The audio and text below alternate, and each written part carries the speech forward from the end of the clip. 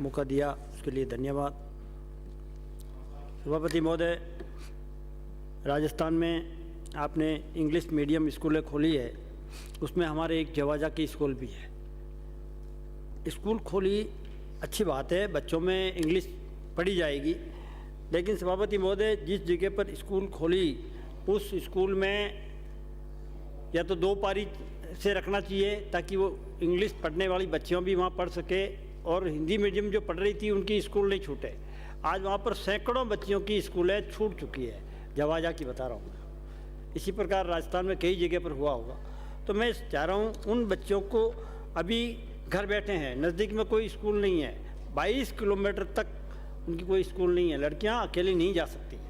इसलिए या तो 2 पारी में स्कूल चलानी थी या उसको नई बिल्डिंग बना करके फिर इंग्लिश मीडियम खोलते तो अच्छा रहता।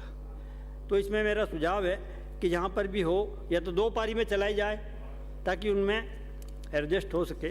दूसरा मेरा निवेदन है, शिक्षा का मंदिर, विद्या मंदिर, ये एक तरह का मंदिरों का रूप ही है जिसमें पढ़ करके आदमी बहुत ऊंचाइयों तक जाता है, उसी विद्यालय में पढ़ा हुआ।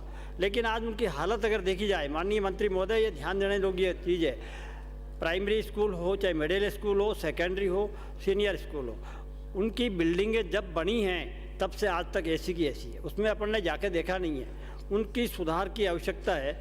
किसी में छत टपक रही है, किसी के प्लास्टर टूट रहा है, जाड़े जम रहे हैं, टीचर आकर के अपनी ड्यूटी करके और वापस जाग जाते हैं, बच्चे ही झाड़ा वो निकालते हैं। तो इसलिए उनकी मरम्मत के लिए कोई प्रकार का प्रावधान नहीं है। आप ऐसी कोई व्यवधान, ऐसे कोई व्यवस्था करावें कि चाहे विधायक कोष से भी है, चाहे नरेगा के अंदर से भी आप ऐसी योजना लागू करवा करके उनको मरम्मत कराने की आवश्यकता है।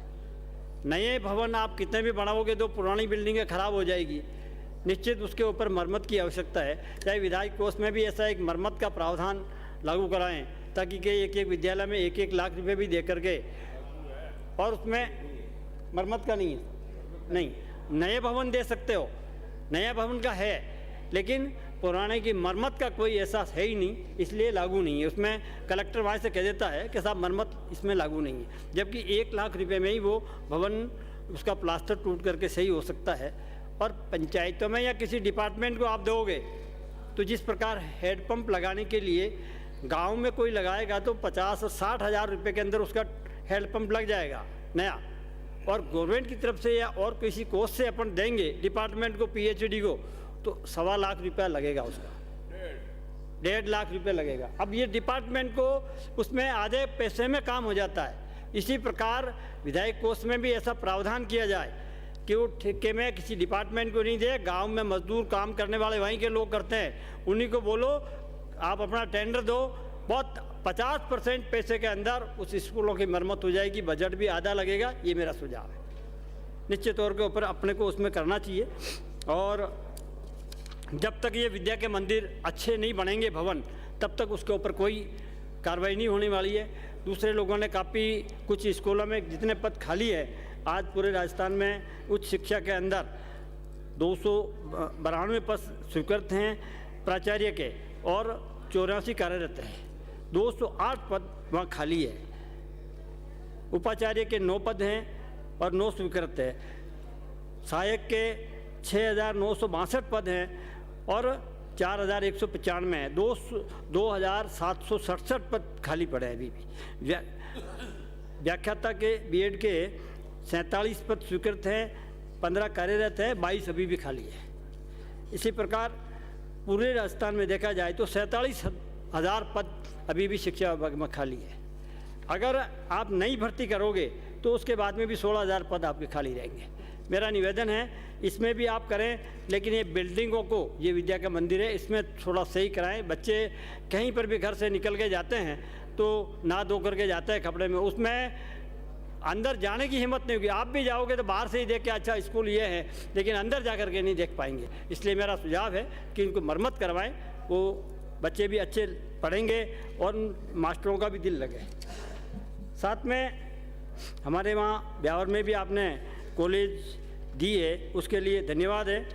और उस कॉलेज में उसका नाम क्योंकि वो एरिया सम्राट पृथ्वीराज चौहान की नगरी है और सम्राट पृथ्वीराज चौहान राजकीय कन्या माध्यमिक विद्यालय ब्यावर का नाम रखा जाए, ऐसा हमारा निवेदन है।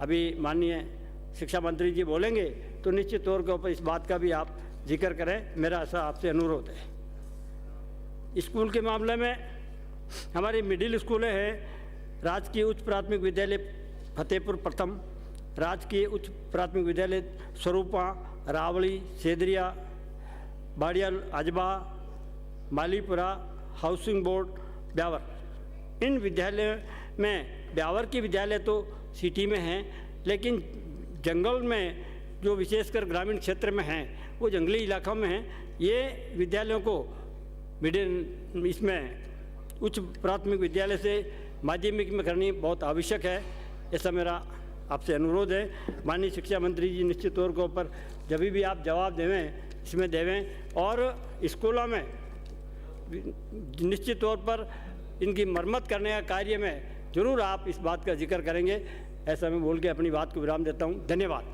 Thank you. श्री राकेश